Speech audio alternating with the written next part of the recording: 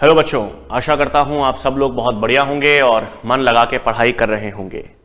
जैविक वर्गीकरण के पार्ट 3 में बच्चों आप सब लोगों का बहुत बहुत स्वागत है।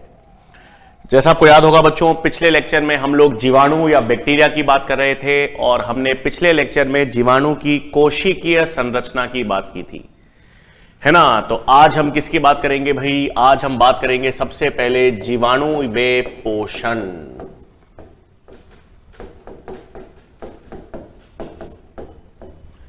ठीक है, तो आज हम किसकी बात करेंगे? जीवाणु या बैक्टीरिया में पोषण या न्यूट्रिशन की। अब अगर आपको याद हो बच्चों, तो जब हमने मोनेरा जगत की शुरुआत देखी थी तो हमने कहा था कि सबसे विस्तृत प्रकार का पोषण किसमें देखा जाता है? जीवाणु में या मोनेरा जगत में देखा जाएगा। क्यों देखा जाएगा भाई? क्योंकि जीवाणु में स्वपोषी जीव भी होंगे, स्वपोषी यानी ऑटोट्रॉफ्स, और जीवाणु में विषम पोषी जीवाणु भी होंगे।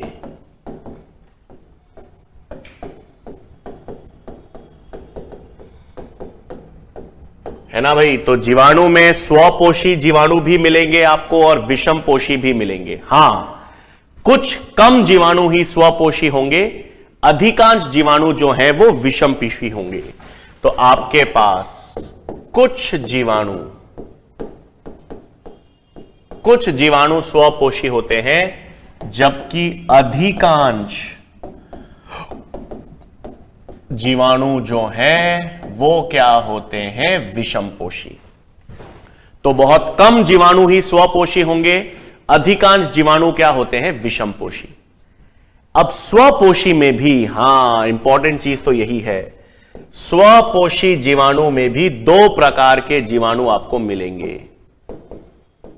एक तो प्रकाश संश्लेषी जीवाणु, या जिसे हम कहते हैं फोटो ऑटोट्रॉफ्स भी कह सकते हो, या फोटोसिंथेटिक। ठीक है, इन जीवाणु की बात हमने प्रकाश संश्लेषण में की थी, याद है? इनको ऊर्जा तो प्रकाश से मिलेगी और इनमें इलेक्ट्रॉन दाता जल नहीं होता, जल के स्थान पर H2S। तो प्रकाश संश्लेषी जीवाणु भी होंगे और एक नए प्रकार के, नए प्रकार के होते हैं रसायन संश्लेषी जीवाणु। रसायन संश्लेषी को हम कह सकते हैं कीमो ऑटोट्रॉफ्स, या हम कह सकते हैं कीमोसिंथेटिक जीवाणु। ठीक है, इस पे बहुत अधिक सवाल। मैंने कहा था आपको, क्लासिफिकेशन में सारा खेल उदाहरण का ही है। स्वपोषी में दो प्रकार के हैं, प्रकाश संश्लेषी जीवाणु भी हैं और रसायन संश्लेषी।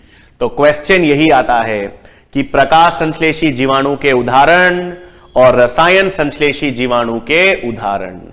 इनके अलावा बाकी सभी जीवाणु क्या होंगे? विषम पोषी। अधिकांश जीवाणु, ज्यादातर जीवाणु क्या होते हैं? विषम पोषी।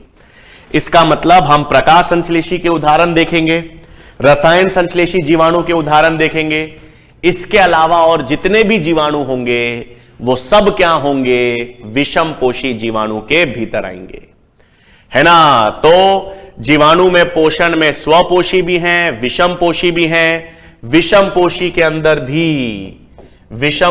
अंदर भी आपके पास मृतोपजीवी जीवाणु होंगे। मृतोपजीवी के अलावा परजीवी भी होते हैं। तो ये सब जीवाणु किसमें मिलेंगे? पोषण की बात हो रही है। तो उदाहरण किसके याद रखने हैं? प्रकाश संश्लेषी जीवाणु और रसायन संश्लेषी जीवाणु के उदाहरण याद रखने हैं। तो कैसे? आ जाओ उदाहरण देखें भाई। तो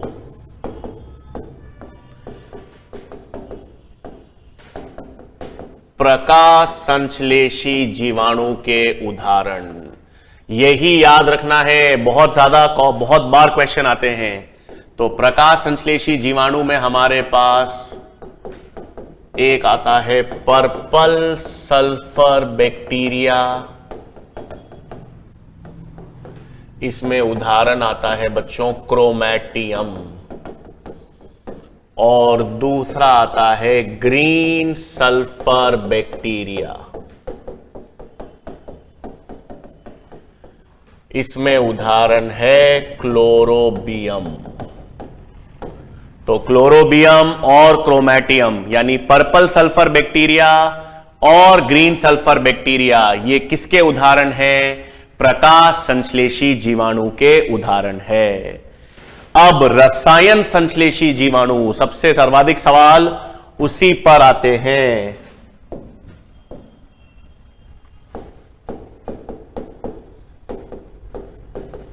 तो रसायन संश्लेषी जीवाणु यानी जिसे हम कहते हैं कीमोसिंथेटिक बैक्टीरिया, इनके सारे उदाहरण इंपॉर्टेंट है बच्चों। इसमें क्या क्या उदाहरण आएंगे भाई? इनमें हमारे पास सबसे पहले नाइट्रीकरण जीवाणु, ठीक है, नाइट्रीकरण वाले जीवाणु, इसमें हम आगे पढ़ेंगे नाइट्रोसोमोनास, नाइट्रोकोकस, नाइट्रोबैक्टर, नाइट्रोसिस्टिस। ये सारे कौन से हैं? नाइट्रीकरण जीवाणु हैं, सब के सब रसायन संश्लेषी हैं। ये उदाहरण खनिज लवण में एनसीईआरटी में दे रखा है, ठीक है। नाइट्रीकरण जीवाणु ये पहला उदाहरण हुआ। फिर सल्फर जीवाणु, सल्फर जीवाणु में आता है हमारे पास बेगियाटोआ और थियोबैसिलस। ये आपके पास सल्फर जीवाणु, ये भी रसायन संश्लेषी हैं। फिर आयरन जीवाणु और हाइड्रोजन जीवाणु, ये सब किसके उदाहरण है बच्चों? रसायन संश्लेषी। इसका मतलब ये रसायनों के अकार्बनिक तत्वों के ऑक्सीकरण से ऊर्जा उत्पन्न करते हैं। ये सारे रसायन संश्लेषी हैं। ये सब क्या करते हैं? अकार्बनिक तत्वों के ऑक्सीकरण से ऊर्जा उत्पन्न करते हैं। तो नाइट्रीकरण जीवाणु, सल्फर जीवाणु, आयरन जीवाणु, हाइड्रोजन जीवाणु, ये सब किसके अंदर आएंगे? कीमोसिंथेटिक, रसायन संश्लेषी। और ये बेहद इंपॉर्टेंट है, कई बार इन पे सवाल आ चुका है। रसायन संश्लेषी जीवाणु पर कई बार प्रश्न, नाइट्रीकरण, सल्फर, आयरन, हाइड्रोजन, ये सभी किसके अंदर आएंगे? रसायन संश्लेषी जीवाणु के अंदर। तो अपन ने प्रकाश संश्लेषी जीवाणु देख लिए, रसायन संश्लेषी जीवाणु देख लिए। इसके अलावा जो भी जीवाणु होंगे वो सब विषमपोषी हैं, ठीक है। कुछ ही जीवाणु स्वपोषी हैं, उसमें पर्पल सल्फर और ग्रीन सल्फर जीवाणु हो गए प्रकाश संश्लेषी, ये सारे हो गए रसायन संश्लेषी। इसके अलावा और जितने भी उदाहरण हैं वो सभी जीवाणु क्या होंगे? आपके पास विषमपोषी होंगे, ठीक है। तो आपको क्या ध्यान में रखना है? जीवाणु में पोषण, स्वपोषी भी हैं, विषमपोषी भी हैं। स्वपोषी में प्रकाश संश्लेषी और रसायन संश्लेषी जीवाणु के उदाहरण याद रखने हैं।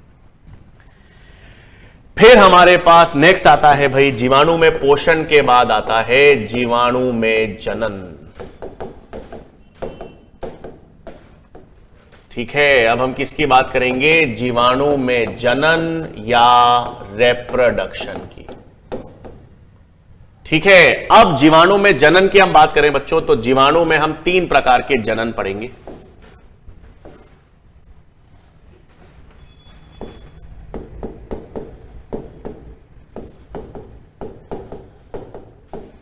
कायिक जनन, जिसे हम कहते हैं वेजिटेटिव रिप्रोडक्शन,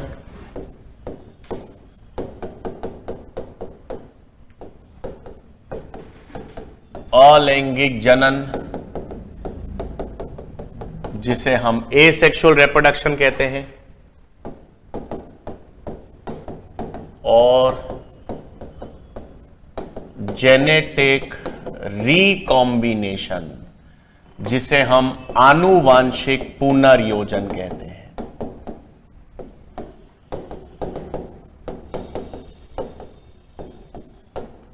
ठीक है, तो 3 प्रकार के जनन हम किस में पढ़ेंगे, जीवाणु या बैक्टीरिया में। 3 प्रकार के जनन या रिप्रोडक्शन कौन कौन से हैं? कायिक जनन, अलैंगिक जनन और आनुवांशिक पुनर्योजन। सही बात, आप सोच रहे होंगे सर कायिक और अलैंगिक तो एक ही होता है ना सर, कायिक जनन और अलैंगिक जनन का तो एक ही मतलब होता है। सही बात, कायिक जनन भी एक प्रकार का अलैंगिक जनन है, बिल्कुल सही। कायिक जनन और अलैंगिक जनन एक ही प्रकार के हैं, तो अलग अलग क्यों लिखते हैं? क्योंकि एक छोटा सा अंतर होता है। बिल्कुल सही, कायिक जनन भी एक प्रकार का अलैंगिक जनन ही है, लेकिन फर्क क्या है कि जब अनुकूल परिस्थितियां होती हैं, अनुकूल परिस्थितियों में जो तेज दर से विभाजन होता है जीवाणुओं में, उसे हम कायिक जनन कहते हैं। कायिक शब्द का मतलब है अनुकूल परिस्थितियां हैं, अनुकूल परिस्थितियों में विभाजन बहुत तेजी से और जल्दी हो रहा है, उसे हम कायिक जनन कह देते हैं।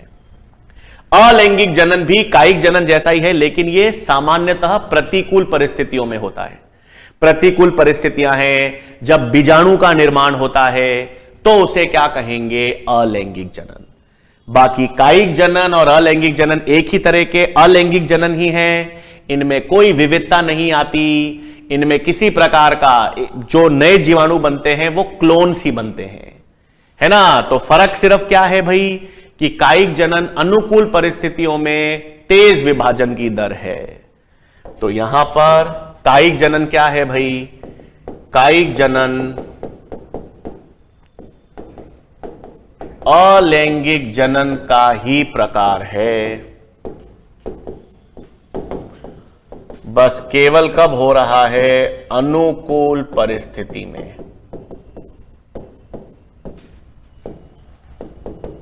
और जीवाणु में जो कायिक जनन होता है वो किसके द्वारा होता है, द्विविखंडन, या जिसे हम कहते हैं बाइनरी फिजन।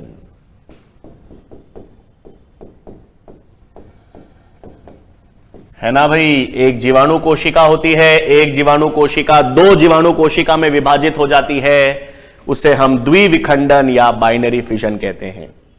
अनुकूल परिस्थितियों में होता है, बहुत तेजी से, हर 20 मिनट में होता है। हर 20 मिनट में जीवाणु अपनी संख्या या कॉपी बढ़ाता है ना, मतलब ये द्विविखंडन, जीवाणु हर 20 मिनट में 2, फिर 4, फिर 6, फिर 8, फिर 16, तो कायिक जनन इसे कहते हैं। अलैंगिक जनन में क्या होगा भाई, अलैंगिक जनन में क्योंकि परिस्थितियां थोड़ी प्रतिकूल हो जाती हैं, इसलिए अलैंगिक जनन में बीजाणु का निर्माण होता है ना। अलैंगिक जनन में क्या देखा जाएगा भाई, बीजाणु का निर्माण। और जीवाणु किस तरह का बीजाणु बनाता है, एंडोस्पोर। ये एंडोस्पोर कहां पर होता है भाई, ये एंडोस्पोर कोशिका भित्ति के वलकुट क्षेत्र में।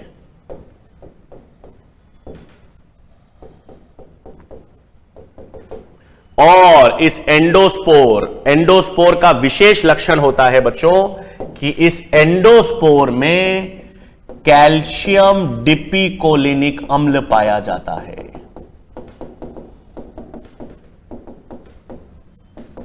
है ना, खासियत क्या है देखो भाई, जब अनुकूल परिस्थितियां हैं, अनुकूल परिस्थितियों में तेजी से विभाजन हो रहा है, तो तेजी से अलैंगिक विभाजन जो होता है उसे अपन ने कायिक जनन कह दिया।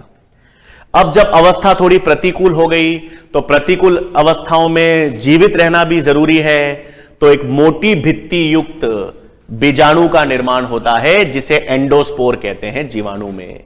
और इस एंडोस्पोर के अंदर कौन सा अम्ल पाया जाता है, कैल्शियम डिपिकोलिनिक अम्ल पाया जाता है। ठीक है, क्या पाया जाता है, कैल्शियम डिपिकोलिनिक अम्ल। अब मैंने यहां पर क्या नहीं लिखा, लैंगिक जनन तो लिखा ही नहीं है। हम सोचते हैं भाई कायिक जनन होगा, अलैंगिक जनन होगा और लैंगिक जनन या सेक्सुअल रिप्रोडक्शन। परंतु याद करो कोशिका संरचना, जीवाणु यानी प्रोकैरियोट्स, और जितने भी प्रोकैरियोट्स हैं, मतलब पूरा का पूरा मोनेरा जगत, उसमें प्रोकैरियोट्स हैं। तो कोई भी प्रोकैरियोट या किसी भी मोनेरा में लैंगिक जनन नहीं देखा जाता, वास्तविक लैंगिक जनन नहीं देखा जाता, क्योंकि वास्तविक लैंगिक जनन के लिए दो चीजें होना बहुत जरूरी है। वास्तविक लैंगिक जनन के लिए मियोसिस के द्वारा युग्मक बनने जरूरी है ना, मियोसिस के माध्यम से युग्मक बनने चाहिए, और युग्मक बनने के बाद उनका संलयन होना चाहिए ताकि युग्मनज बन सके। तो युग्मक निर्माण और संलयन, ये दोनों विधि लैंगिक जनन के लिए अनिवार्य है ना। लैंगिक जनन का मतलब क्या है? लैंगिक जनन का मतलब यह है कि जहां पर युग्मक निर्माण हो, और युग्मक निर्माण होगा तो मियोसिस के माध्यम से होगा, तो विविधता आएगी, और युग्मक बनने के बाद वो युग्मक, नर युग्मक हो मादा युग्मक हो, वो संलयित होकर फ्यूज होकर युग्मनज या जाइगोट बनाएंगे, उसे आप लैंगिक जनन कहोगे। तो जीवाणु के अंदर, पूरे मोनेरा के अंदर, सारे प्रोकैरियोट्स में ना तो युग्मक निर्माण होता है और ना तो युग्मक निर्माण और ना ही संलयन। इसलिए वास्तविक लैंगिक जनन किसमें नहीं पाया जाता? जीवाणु में। ठीक है, तो एक नोट लिखें, वो लिखते हैं फिर इस आनुवांशिक पुनर्योजन पे लौटेंगे अपन। तो आपको याद रखना है, ये बहुत इंपॉर्टेंट नोट है भाई।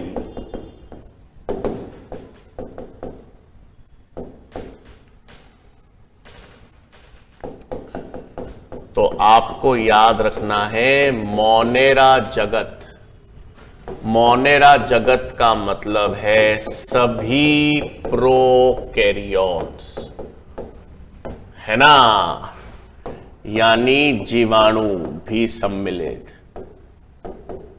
में वास्तविक लैंगिक जनन, ट्रू सेक्सुअल रिप्रोडक्शन नहीं देखा जाता। ठीक है, एनसीईआरटी में एक लाइन लिखी हुई है, एक प्राचीन प्रकार का लैंगिक जनन। अब वो एनसीईआरटी ने प्राचीन प्रकार का लैंगिक जनन लिखा तो है, लेकिन प्राचीन प्रकार का मतलब है वो वास्तविक लैंगिक जनन नहीं कहलाएगा। ठीक है, मोनेरा जगत हो, प्रोकैरियोट्स हो, जीवाणु हो, इनमें वास्तविक लैंगिक जनन नहीं देखा जाता। क्यों नहीं देखा जाता? क्योंकि इनमें युग्मक निर्माण तो किसके द्वारा होता है? मियोसिस। युग्मक निर्माण एवं संलयन यानी फर्टिलाइजेशन या निषेचन नहीं देखा जाता। ठीक है, तो जीवाणु, अब हम सिर्फ जीवाणु की बात नहीं हो रही है भाई, याद रखना, सिर्फ जीवाणु नहीं, सभी प्रोकैरियोट्स और संपूर्ण मोनेरा जगत की बात हो रही है। तो संपूर्ण मोनेरा जगत, सारे प्रोकैरियोट, सभी जीवाणु, इनमें वास्तविक लैंगिक जनन नहीं होता। वास्तविक लैंगिक जनन नहीं होता क्यों? क्योंकि ना तो इनमें युग्मक निर्माण की प्रक्रिया है, ना इनमें निषेचन या फर्टिलाइजेशन है। तो इनमें वास्तविक लैंगिक जनन नहीं देखा जाता। तो फिर ठीक है सर, वास्तविक लैंगिक जनन तो नहीं है, तो फिर ये क्या है ना, वास्तविक लैंगिक जनन नहीं है, तो ये आनुवांशिक पुनर्योजन क्या है? ये एक जनन का प्रकार है जिसमें क्या होता है, जिसमें जीवाणु से, एक जीवाणु से दूसरे जीवाणु में डीएनए का स्थानांतरण होता है। ठीक है, इसका नाम ही आनुवांशिक पुनर्योजन है। तो एक जीवाणु से दूसरे जीवाणु में डीएनए का स्थानांतरण देखा जाता है। तो आनुवांशिक पुनर्योजन का मतलब है इनमें जीवाणु के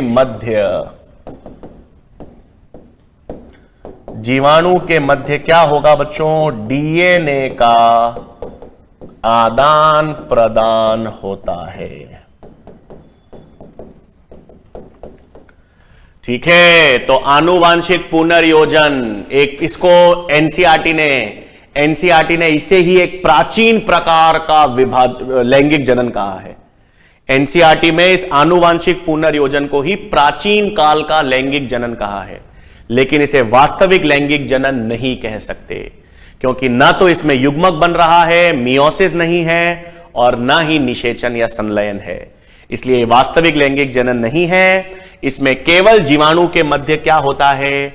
डीएनए का स्थानांतरण या आदान प्रदान। ठीक है, तो अब हम विस्तार में कौन सी विधि देखेंगे? ये आनुवांशिक पुनर्योजन या जेनेटिक रिकॉम्बिनेशन। ठीक है, तो ये आनुवांशिक पुनर्योजन या जेनेटिक रिकॉम्बिनेशन के प्रकार की बात करेंगे।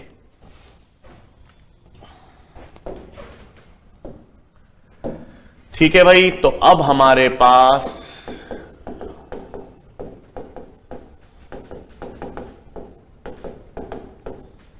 जेनेटिक रिकॉम्बिनेशन यानी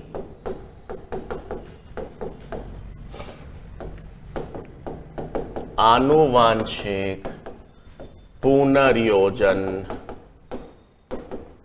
के प्रकार। ठीक है, 3 प्रकार पढ़ते हैं भाई हम। कॉन्जुगेशन, जिसे हम कहते हैं सयुग्मन,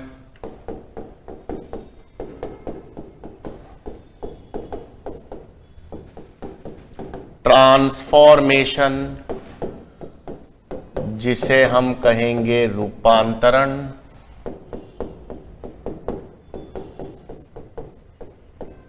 और ट्रांसडक्शन। हिंदी में बच्चों इसको शायद पारक्रमण कहते हैं, बट मुझे कंफर्म नहीं मालूम, लेकिन कॉन्जुगेशन सयुग्मन है, ट्रांसफॉर्मेशन रूपांतरण है, और ट्रांसडक्शन शायद पारक्रमण होता है। खैर, पहले तो खोज का श्रेय भाई। कॉन्जुगेशन किसने डिस्कवर किया था? लेदरबर्ग और टेटम ने। ट्रांसफॉर्मेशन, हां, ये हमने ग्रिफिथ का प्रयोग याद है, आणविक जैविकी में पढ़ा था। हां, और ट्रांसडक्शन में जिंडर और लेडरबर्ग।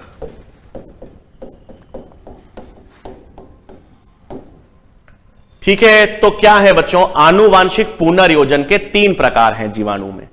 कॉन्जुगेशन, ट्रांसफॉर्मेशन, ट्रांसडक्शन, तीनों बताऊंगा। तीनों में कॉमन चीज क्या हो रही है भाई? कॉन्जुगेशन या सयुग्मन हो, ट्रांसफॉर्मेशन या रूपांतरण हो, या ट्रांसडक्शन हो, तीनों में या तीनों आनुवांशिक पुनर्योजन के प्रकार हैं। मतलब तीनों में जीवाणु के मध्य डीएनए का स्थानांतरण होगा।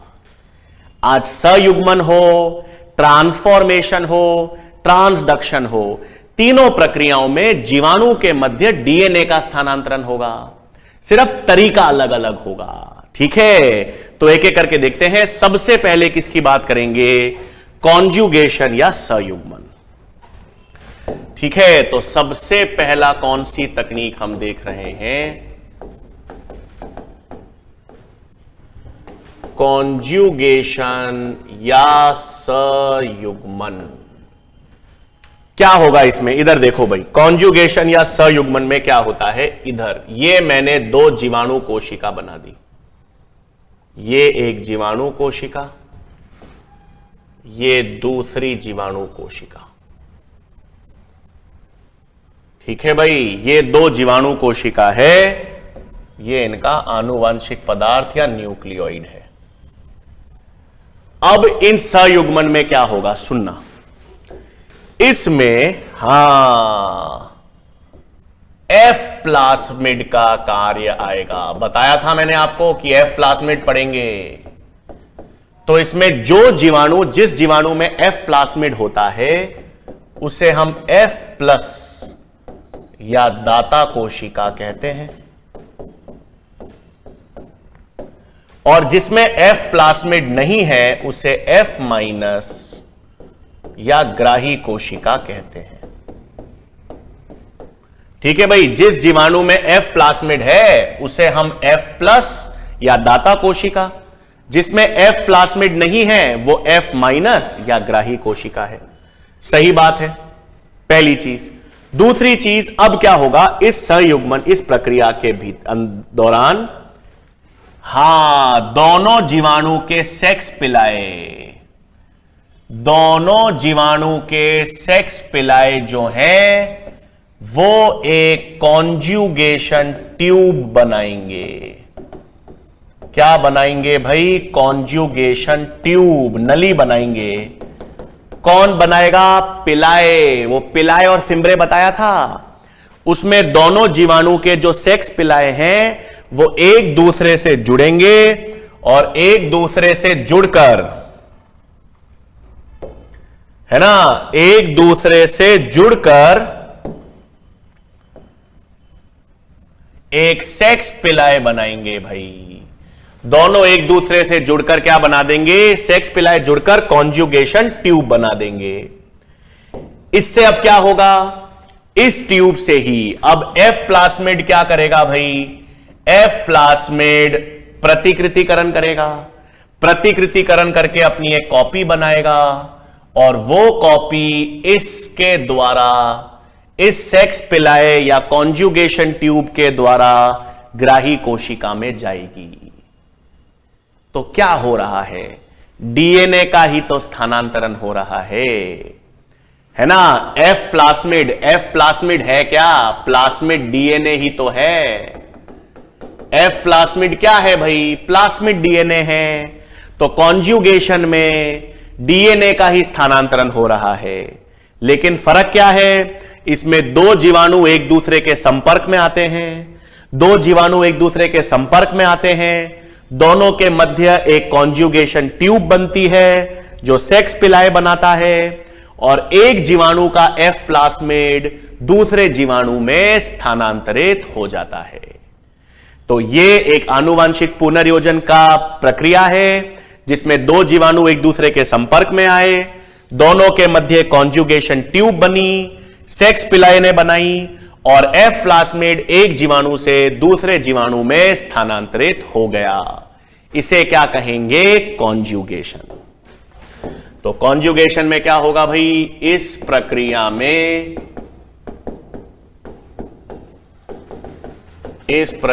में दो जीवाणु संपर्क में आते हैं,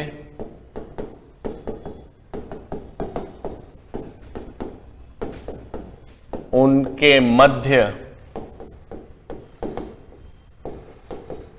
कॉन्जुगेशन नली बनती है।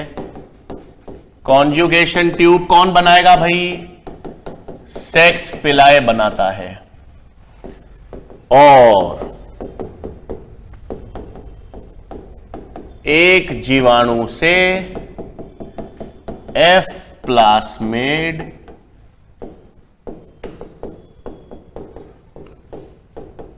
दूसरे जीवाणु में स्थानांतरित होता है ना भाई? यही तो क्या है? कॉन्जुगेशन। ठीक है, दोनों जीवाणु संपर्क में आ गए, कॉन्जुगेशन ट्यूब बन गई। किसने बनाई? सेक्स पिलाए ने। और एक जीवाणु से F प्लास्मिड दूसरे जीवाणु में प्रवेश कर गया। अब इसमें एक और चीज होती है। हां, एक और चीज क्या होती है बच्चों? यहां पर F प्लास्मिड जो है ना, वो काफी बार F प्लास्मिड जीवाणु के डीएनए से जुड़ जाता है। क्या बन जाएगा? एपिसोम। बताया था पिछले लेक्चर में। F प्लास्मिड, काफी बार ये जो F प्लास्मिड है, काफी बार ये जो F प्लास्मिड है, ये F प्लास्मिड मुख्य जीवाणु डीएनए से जुड़ जाता है और जब वो जुड़ जाता है मतलब एपिसोम बना देता है, तो ऐसी जीवाणु कोशिका को HFR सेल्स कहते हैं। ऐसी कोशिकाओं को क्या कहते हैं? जीवाणु की HFR सेल्स। HFR का मतलब होता है बच्चों यहां पर हाई फ्रीक्वेंसी ऑफ रिकॉम्बिनेशन। कुछ नहीं भाई, वैसे तो F प्लास्मिड एक जीवाणु से दूसरे जीवाणु में जाता है। सामान्य रूप से क्या हो रहा है भाई, सामान्य रूप से F प्लास्मिड एक जीवाणु से दूसरे जीवाणु में जाता है। काफी बार या कभी कभार क्या होता है कि ये F प्लास्मिड मुख्य डीएनए से जुड़ जाता है। F प्लास्मिड जीवाणु डीएनए से जुड़कर एपिसोम बना लेता है, और जब वो जुड़ जाता है तो ऐसे सेल्स को अब F प्लस सेल्स नहीं कहते, ऐसे सेल्स को फिर अपन HFR सेल्स कहते हैं। क्यों? High frequency of recombination. क्यों? क्योंकि जब F प्लास्मिड मुख्य बैक्टीरियल डीएनए से जुड़ जाता है तो ऐसा देखा जाता है कि अब डीएनए स्थानांतरण की दर बढ़ जाती है। जब F प्लास्मिड बैक्टीरियल डीएनए से जुड़ गया ना, जीवाणु डीएनए से, तो जीवाणु डीएनए का कुछ अंश भी तेजी से दूसरे जीवाणु में प्रवेश कर जाता है। भाई F प्लास्मिड तो जा ही रहा है, लेकिन F प्लास्मिड जीवाणु के डीएनए के जिस भाग से जुड़ा वो अंश भी दूसरे जीवाणु में स्थानांतरित हो जाता है। तो इसलिए इन सेल्स को क्या कहते हैं? HFR cells. बट अब एनसीईआरटी में तो सयुग्मन के बारे में दे नहीं रखा, लेकिन फिर भी इतनी जितनी चीज मैं बता रहा हूं वो याद होनी चाहिए। इसमें दोनों जीवाणु संपर्क में आएंगे, सेक्स पिलाए कॉन्जुगेशन ट्यूब बनाएगा, और स्थानांतरण किस प्लास्मिड का होगा? F प्लास्मिड का होगा।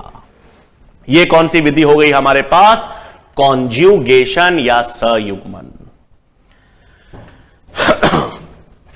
फिर सेकंड क्या आती है भाई? कॉन्जुगेशन या सयुग्मन के बाद दूसरी तकनीक है ट्रांसफॉर्मेशन। ये वही है ग्रिफिथ वाली, वो ग्रिफिथ का प्रयोग पढ़ा था ना अपन ने आणविक जैविकी में। हां, कोई भी बाह्य डीएनए है, कोई भी बाह्य डीएनए जब जीवाणु के भीतर चला जाता है, या कोई भी बाह्य डीएनए जब जीवाणु के भीतर प्रवेश कर जाता है, तो उसे कहते हैं ट्रांसफॉर्मेशन या रूपांतरण। तो ट्रांसफॉर्मेशन या रूपांतरण का मतलब है जीवाणु के द्वारा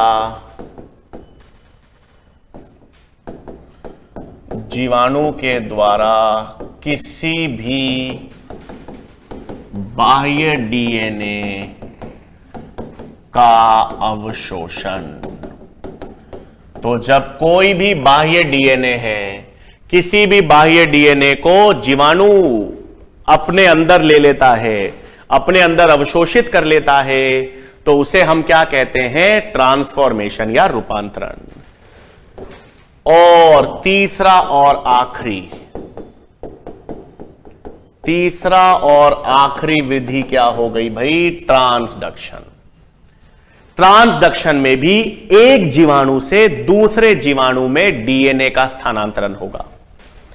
एक जीवाणु से दूसरे जीवाणु में डीएनए का स्थानांतरण होगा, लेकिन वो डीएनए का स्थानांतरण एक विषाणु यानी जीवाणु भोजी करेगा, है ना? तो ट्रांसडक्शन में क्या है बच्चों? ये मैंने कह दिए, दो जीवाणु हैं, ठीक है, दो जीवाणु हैं। अब डीएनए का स्थानांतरण तो होगा एक जीवाणु से दूसरे जीवाणु में, लेकिन एक जीवाणु से दूसरे जीवाणु में जो डीएनए का स्थानांतरण करेगा वो एक जीवाणु भोजी या वायरस करता है। तो जब एक विषाणु के द्वारा, जीवाणु भोजी के द्वारा, एक वाहक के द्वारा जब जीवाणु से डीएनए दूसरे जीवाणु में स्थानांतरित हो, तो उसे क्या कहेंगे? ट्रांसडक्शन। तो ट्रांसडक्शन का मतलब है वाहक यानी जीवाणु भोजी, जिसको अपन अंग्रेजी में कहते हैं बैक्टीरियोफेज, है ना? तो वाहक या जीवाणु भोजी के द्वारा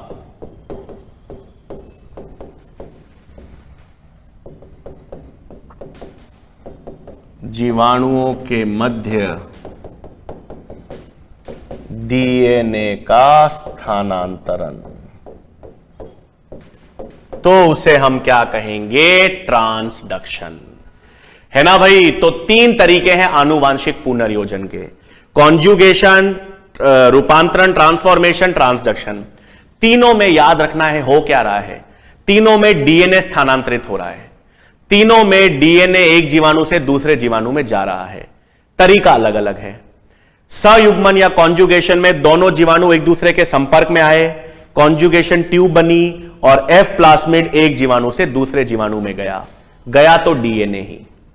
ट्रांसफॉर्मेशन में प्रत्यक्ष है, कोई भी बाह्य डीएनए है, वो डीएनए अगर जीवाणु के अंदर चला जाता है या जीवाणु उस डीएनए को अवशोषित कर लेता है तो वो ट्रांसफॉर्मेशन है।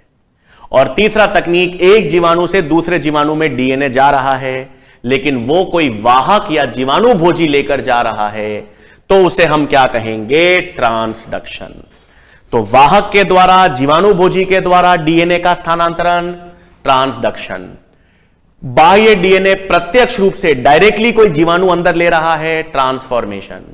और दोनों जीवाणु संपर्क में आने पर डीएनए का स्थानांतरण हो रहा है, सयुग्मन या कॉन्जुगेशन।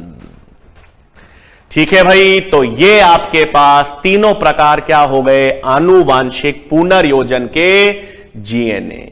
जीवाणु में तो कायिक जनन तो था, अलैंगिक जनन था, वास्तविक लैंगिक जनन है नहीं जीवाणु में, किसी भी मोनेरा में नहीं है, किसी भी प्रोकैरियोट में नहीं है।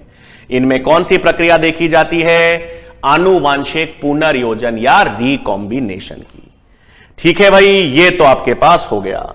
तो जीवाणु के कोशिकीय संरचना अपन ने देख ली, जीवाणु में पोषण हमने देख लिया, जीवाणु में जनन हमने देख लिया। अब अंत में हम बात करेंगे आर्थिक महत्व की, है ना भाई, जीवाणु के आर्थिक महत्व की। अब ज्यादातर जो सवाल आते हैं ना वो इसी में से आते हैं, जीवाणु का के आर्थिक महत्व, इकोनॉमिक इंपॉर्टेंस।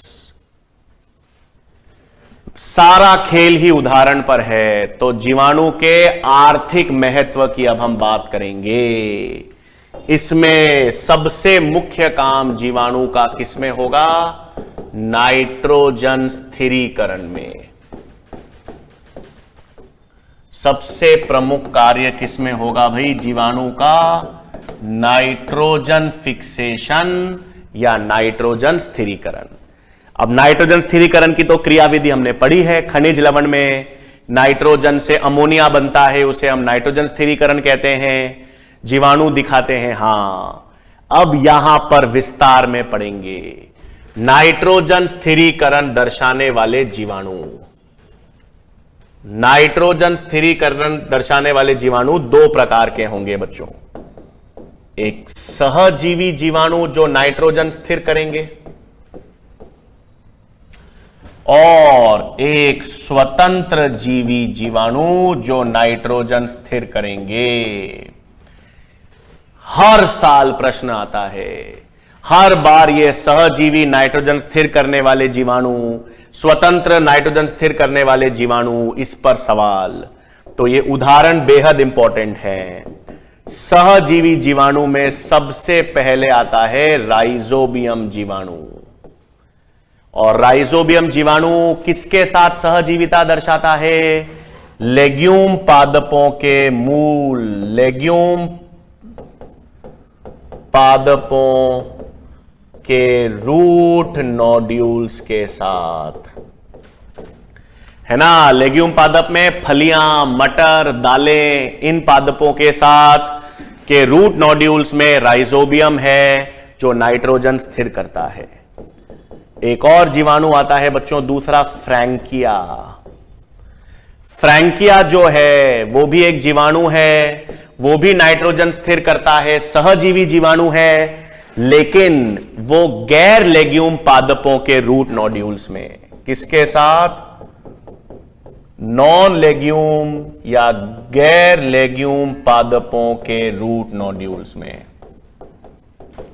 और गैर लेग्यूम पादप कौन से भाई? एल्नस और कैजुरिना,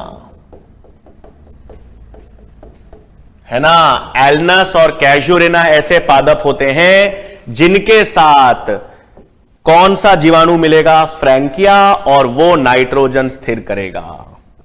तो ये दो सहजीवी जीवाणु याद रखने हैं, राइजोबियम और फ्रैंकिया। दोनों सहजीवी जीवाणु हैं, दोनों पादपों के साथ रहते हैं और नाइट्रोजन स्थिर करते हैं। लेग्यूम पादपों के रूट नोड्यूल्स में राइजोबियम जीवाणु मिलता है और गैर लेग्यूम पादप यानी एल्नस और कैजुरिना पादप जो हैं उनकी जड़ों में फ्रैंकिया मिलता है। यह तो सहजीवी की बात हुई। स्वतंत्र जीवाणु में, स्वतंत्र रूप से नाइट्रोजन स्थिर करने वाले जीवाणु में एजोटोबैक्टर, बाइजरनिकिया,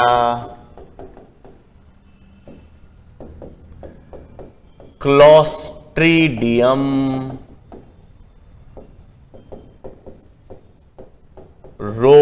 रोडोस्पिरिलियम,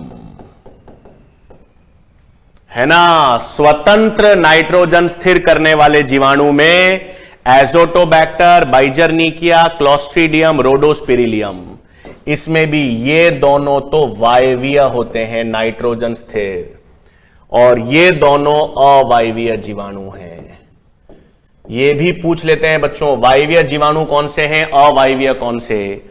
तो एजोटोबैक्टर और बाइजरनिकिया तो वायवीय जीवाणु हैं, और क्लोस्ट्रीडियम और रोडोस्पिरिलियम, क्लोस्ट्रीडियम और रोडोस्पिरिलियम कौन से हैं बच्चों, ये अवायवीय जीवाणु हैं। तो क्या क्या ध्यान रखना है भाई, एक तो सहजीवी जीवाणु और स्वतंत्र जीवी जीवाणु ध्यान में रखने हैं। सहजीवी में राइजोबियम और फ्रैंकिया पादपों के साथ रहकर नाइट्रोजन स्थिर करते हैं। एजोटोबैक्टर, बाइजरनिकिया, क्लोस्ट्रीडियम, रोडोस्पिरिलियम सॉइल में, मृदा में रहकर स्वतंत्र नाइट्रोजन स्थिर करते हैं। एजोटोबैक्टर, बाइजरनिकिया वायवीय है, क्लोस्ट्रीडियम, रोडोस्पिरिलियम अवायवीय है। अच्छा, एक ऐसा बैक्टीरिया, एक ऐसा जीवाणु जो सहजीवी भी होता है और स्वतंत्र जीवी भी होता है, मतलब पादपों के साथ रह के भी नाइट्रोजन स्थिर कर सकता है और स्वतंत्र रहकर भी नाइट्रोजन स्थिर कर सकता है। वो एक बेहद मुख्य उदाहरण आपको याद रखना है, उसका नाम होता है एजोस्पिरिलियम। ठीक है, तो यहां पर एक जीवाणु कौन सा है भाई, एजोस्पिरिलियम जीवाणु। ये जीवाणु जो है वो सहजीवी एवं स्वतंत्र रूप से नाइट्रोजन स्थिर करता है।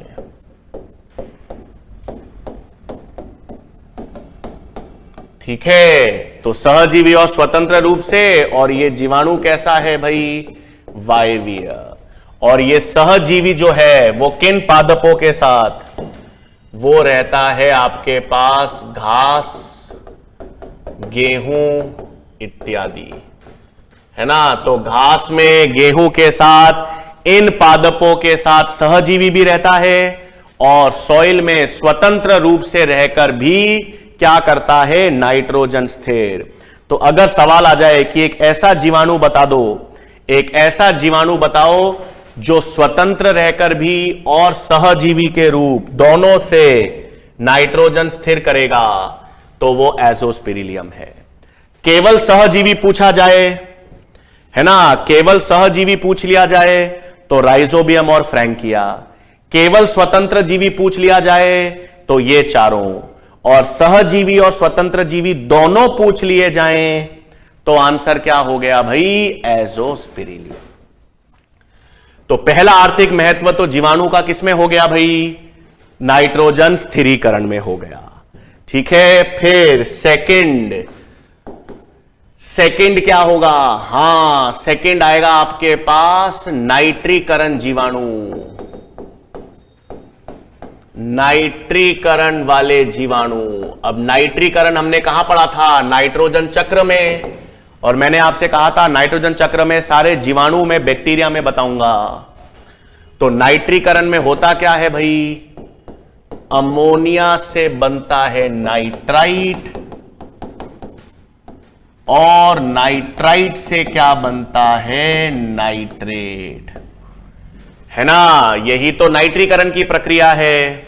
तो अमोनिया से नाइट्राइट बनाने में कौन से जीवाणु? नाइट्रोसोमोनास। और नाइट्राइट से नाइट्रेट बनाने में नाइट्रोबैक्टर। ठीक है, एक और होता है यहां पर नाइट्रोकोकस, और यहां पर भी एक और है नाइट्रोसिस्टिस। तो ये 4 जीवाणु, नाइट्रोसोमोनास, नाइट्रोबैक्टर, नाइट्रोकोकस, नाइट्रोसिस्टिस, ये चारों नाइट्रीकरण के जीवाणु हैं। इसमें अमोनिया से नाइट्राइट कौन बनाएगा? नाइट्रोसोमोनास और नाइट्रोकोकस। अमोनिया से नाइट्राइट कौन बनाएगा? नाइट्रोसोमोनास और नाइट्रोकोकस। और नाइट्राइट से नाइट्रेट कौन बनाएगा? नाइट्रोबैक्टर और नाइट्रोसिस्टिस। और ये नाइट्रीकरण जीवाणु, याद रखना, रसायन संश्लेषी जीवाणु हैं। ये चारों रसायन संश्लेषी भी हैं। ठीक है, फिर तीसरे कौन से जीवाणु आते हैं? विनाइट्रीकरण जीवाणु। याद है विनाइट्रीकरण? ये भी नाइट्रोजन चक्र में देखा था अपन ने। विनाइट्रीकरण, डीनाइट्रिफिकेशन जिसे हम कहते हैं, डीनाइट्रीफाइंग बैक्टीरिया। तो था क्या वो? नाइट्रेट से वापस जब हम वायवीय नाइट्रोजन बनाते हैं, है ना, नाइट्रेट से वापस जब वायवीय नाइट्रोजन बनता है तो उसे विनाइट्रीकरण कहते हैं। और इसमें कौन से जीवाणु हैं भाई? 2। इसमें आता है स्यूडोमोनास और थियोबैसिलस। मैंने आपको शुरुआत में भी बताया था, सारे इन पूरे वर्गीकरण में सारा खेल उदाहरण का है। ठीक है, चीजें तो बहुत आसान हैं, लेकिन उदाहरण, अभी तो हमने जीवाणु ही चालू करा है। जीवाणु में कितने उदाहरण हम पढ़ रहे हैं? तो फिर जीवाणु, फिर हम पढ़ेंगे नीलहरित शैवाल, फिर प्रोटिस्टा जगत आएगा, फिर कवक आएंगे, फिर पादप आएंगे, जंतु। उदाहरण ही पूछे जाते हैं, सारे उदाहरण ही याद रखने हैं, इसलिए इसको डेली पढ़ना है, याद रखना बच्चों।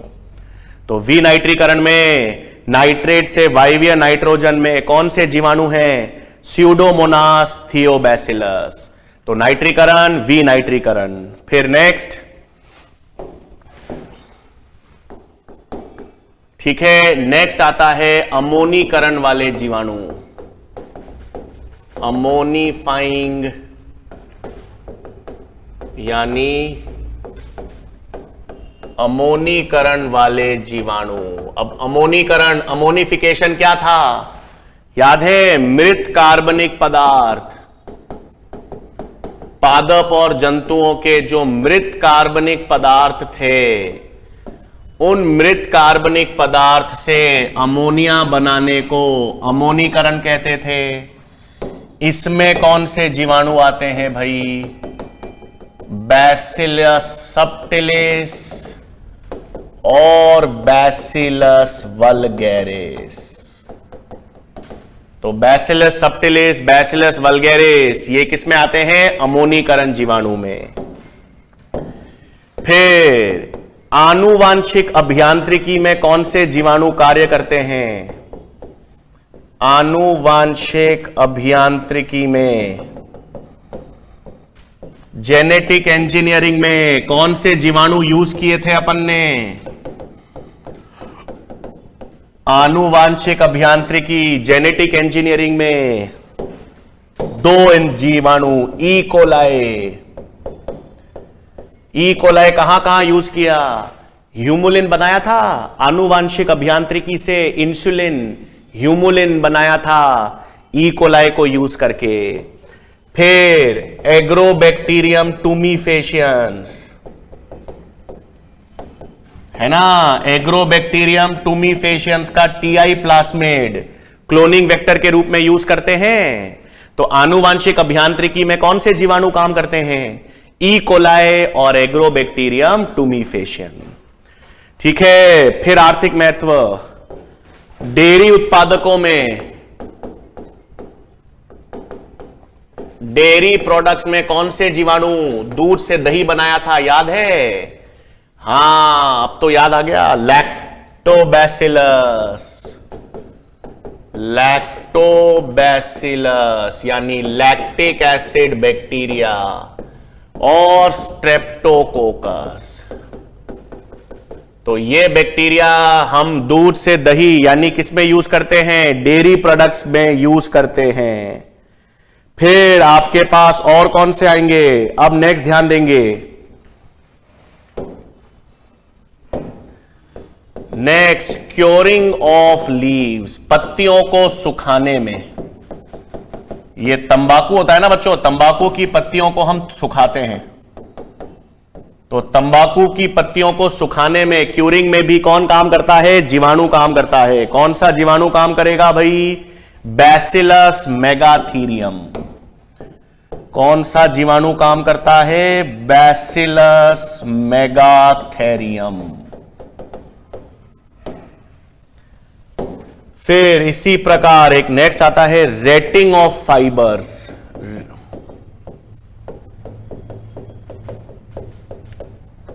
अब रेशे होते हैं ना बच्चों, रेशों में सेल्यूलोज और पेक्टिन को घोलने का काम जीवाणु करते हैं। रेटिंग ऑफ फाइबर्स का मतलब है सेल्यूलोज एवं पेक्टिन युक्त उत्तकों को घोलना। ठीक है, सेल्यूलोज और पेक्टिन उत्तकों को घोलना, इसे क्या कहते हैं? Rating of fibres. इसमें भी क्या यूज करते हैं? जीवाणु। कौन सा जीवाणु यूज किया जाता है इसमें? क्लोस्ट्रीडियम। इसमें कौन सा जीवाणु यूज करते हैं? क्लोस्ट्रीडियम, है ना? तो आर्थिक महत्व में दूध से दही, डेयरी प्रोडक्ट्स में लैक्टोबैसिलस स्ट्रेप्टोकोकस, तंबाकू की पत्तियों को सुखाने में बैसिलस मेगाथीरियम, रेशों में जो सेल्यूलोज और पेक्टिन के उत्तक हैं उनको घोलने में कौन सा जीवाणु? क्लोस्ट्रीडियम यूज करते हैं। फिर जल में कार्बनिक पदार्थ ज्यादा है, उसका सूचक। तो प्रदूषित जल में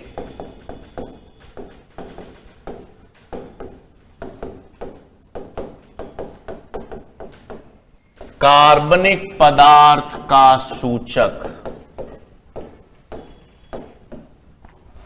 ये कौन सा जीवाणु होता है? E coli. ई कोलाई या इनको हम कोलीफॉर्म बैक्टीरिया भी कहते हैं, है ना भाई? तो कोलीफॉर्म बैक्टीरिया जो है वो हमको दूषित जल, अगर कोई प्रदूषित जल है या जिसमें पोल्यूशन है जिस जल में, तो उसमें कार्बनिक पदार्थ क्या होगा? ज्यादा। और अगर उसमें कार्बनिक पदार्थ ज्यादा होगा तो उसका सूचना कौन बताएगा भाई? उसकी सूचना कौन बताएगा हमको? ई कोलाई या कोलीफॉर्म बैक्टीरिया। तो ये सारे जीवाणु जो हैं वो अपन ने आर्थिक महत्व में देखे हैं। क्या क्या देखे हैं इधर ध्यान देंगे, ये सारे उदाहरण ध्यान रखने हैं भाई। और इसमें तो सबसे प्रमुख उदाहरण तो नाइट्रोजन स्थिरीकरण वाला है।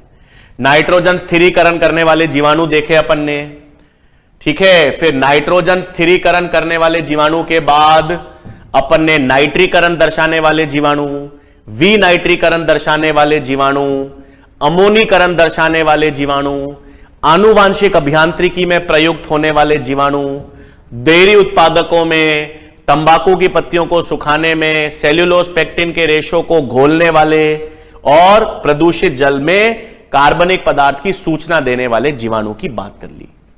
ठीक है, तो ये तो सारे अपन ने आर्थिक रूप से महत्वपूर्ण जीवाणु की बात कर ली। अब इसके अलावा आपको दो ऐसे रोग याद रखने हैं जो पादपों में होते हैं जीवाणु के कारण। तो पादपों में जीवाणु संक्रमित रोग, ठीक है बच्चों, ये दो आपको जरूर याद रखने हैं, है ना। जो पादप हैं, पादपों में जीवाणु से दो रोग देखे जाते हैं, या जीवाणु जो हैं वो पादपों में दो प्रकार के रोग उत्पन्न करते हैं। कौन कौन से करते हैं? एक तो होता है सिट्रस कैंकर,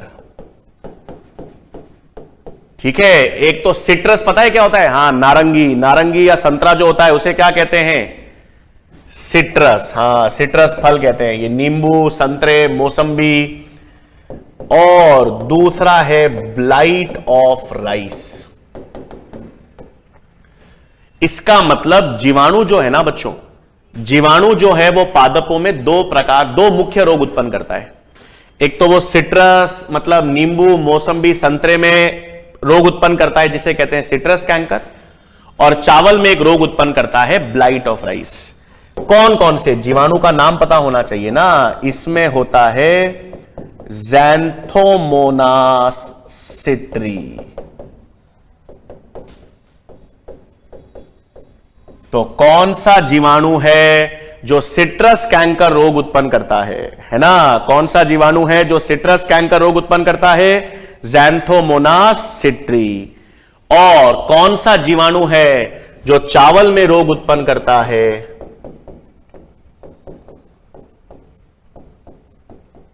ज़ैंथोमोनास ओरजाई।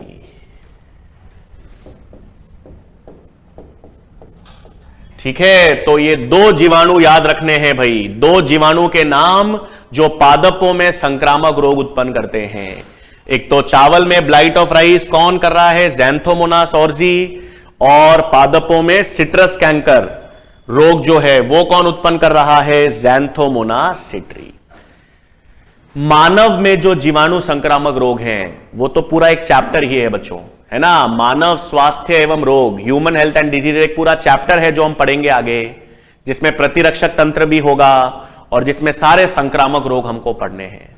तो मानव में जीवाणु के द्वारा जो संक्रामक रोग होते हैं, हां, टाइफॉइड, आपके पास कॉलेरा, ये सारे बीमारियां जो हैं ये सब हम आगे मानव स्वास्थ्य वाले चैप्टर में देखेंगे। ठीक है, तो आज हमने बच्चों बेसिकली क्या कर लिया है? ई बैक्टीरिया या जीवाणु हमने पूरा देख लिया है। जीवाणु के लगभग सारे लक्षण हमने जीवाणु के पोषण से शुरुआत की। जीवाणु में पोषण कौन कौन से देखे हमने? स्वपोषी और विषम पोषी, ये जीवाणु की बात की। पोषण के बाद हमने सबसे मुख्य उदाहरण, ये रसायन संश्लेषी जीवाणु के उदाहरण याद रखने को कहा। फिर हमने जीवाणु में जनन की बात की भाई, कायिक, अलैंगिक, और ये वास्तविक लैंगिक जनन इनमें है नहीं। तो हमने कौन सा देखा? जिसमें डीएनए का स्थानांतरण होता है जीवाणु के मध्य, और जीवाणु के मध्य डीएनए का स्थानांतरण 3 तरीकों से होता है: सयुग्मन यानी कॉन्जुगेशन, ट्रांसफॉर्मेशन रूपांतरण, और ट्रांसडक्शन। तीनों की विधि अपन ने देखी। और फिर सबसे इंपॉर्टेंट आर्थिक महत्व जीवाणुओं के देखे। ठीक है, अब ये आर्थिक महत्व में ये सारे जीवाणु के जो उदाहरण हैं वो आपको ध्यान में रखने हैं। इसके अलावा आपको याद होगा मानव कल्याण में जो सूक्ष्म जीवों का महत्व हमने पढ़ा था, उसमें भी अपन ने जीवाणु पढ़े थे, है ना। एसिटिक अम्ल निर्मित करने वाला एसिटोबैक्टर, ब्यूटायरिक अम्ल निर्मित करने वाला क्लोस्ट्रीडियम, तो उस वाले चैप्टर में भी हमने काफी जीवाणु पढ़े हैं। और उसके अलावा जो अन्य जीवाणु हैं जिनका आर्थिक महत्व है वो हमने यहां पर देख लिए हैं। ठीक है, तो हमने जीवाणु के लक्षण तो पूरे देख लिए बच्चों। अब जीवाणु के लक्षण पूरे देखने के बाद फिर नेक्स्ट हमारे पास क्या आता है? हम पढ़ तो यू बैक्टीरिया ही रहे हैं, पर साथ में नेक्स्ट क्या आएगा हमारे पास? नील हरित शैवाल। क्या आता है बच्चों हमारे पास नेक्स्ट? Blue green algae. अब ब्लू ग्रीन एल्गी को वैसे तो हम क्या कहते हैं? नील हरित शैवाल कहते हैं, है ना। लेकिन ये ब्लू ग्रीन एल्गी को एक और नाम से जाना जाता है, साइनोबैक्टीरिया। तो ब्लू ग्रीन एल्गी या नील हरित शैवाल को हम और किस नाम से जानते हैं? साइनोबैक्टीरिया या साइनो जीवाणु के नाम से जानते हैं। अब इसमें याद क्या रखना है शुरुआत में? तो नील हरित शैवाल में या साइनोबैक्टीरिया में आप याद रखना, सबसे पहले इनको किस में रखा गया है? तो ये किस डोमेन में सम्मिलित है भाई? किस डोमेन में सम्मिलित है? You bacteria. तो ये किसमें सम्मिलित हैं? यूबैक्टीरिया डोमेन में सम्मिलित हैं।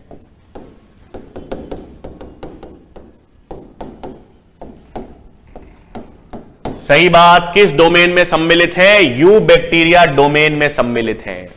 और 5 जगत वर्गीकरण की बात करें, 5 जगत वर्गीकरण में इसको किसमें सम्मिलित करेंगे? मोनेरा जगत में, है ना। तो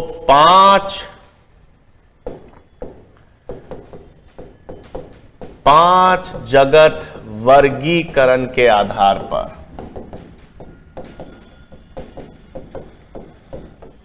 5 जगत वर्गीकरण के आधार पर इन्हें किसमें सम्मिलित किया जाता है? मोनेरा में।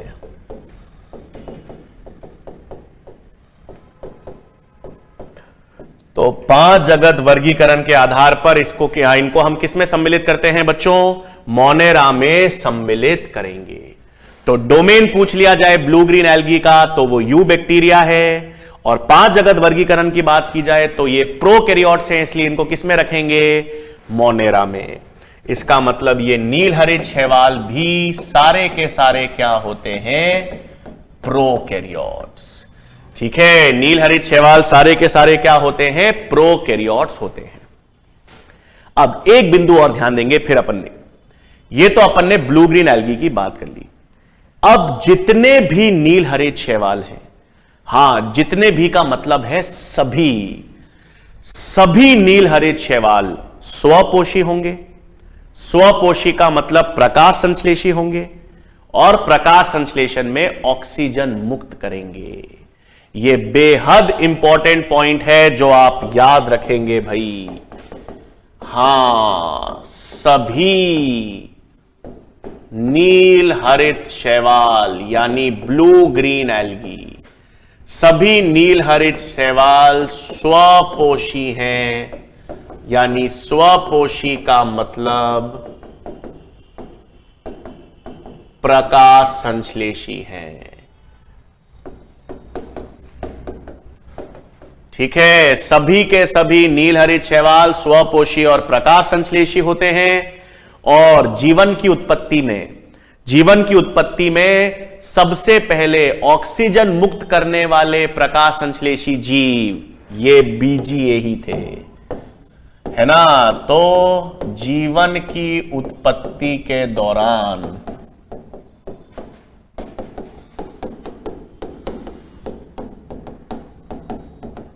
सबसे पहले ऑक्सीजन मुक्त करने वाले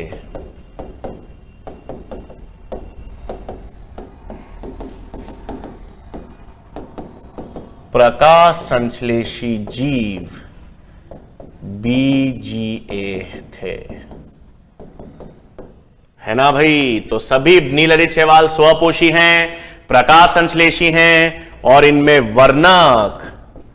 इनके वर्णक क्या होते हैं भाई? क्लोरोफिल ए, फाइकोसाइनिन और फाइकोएरिथ्रिन।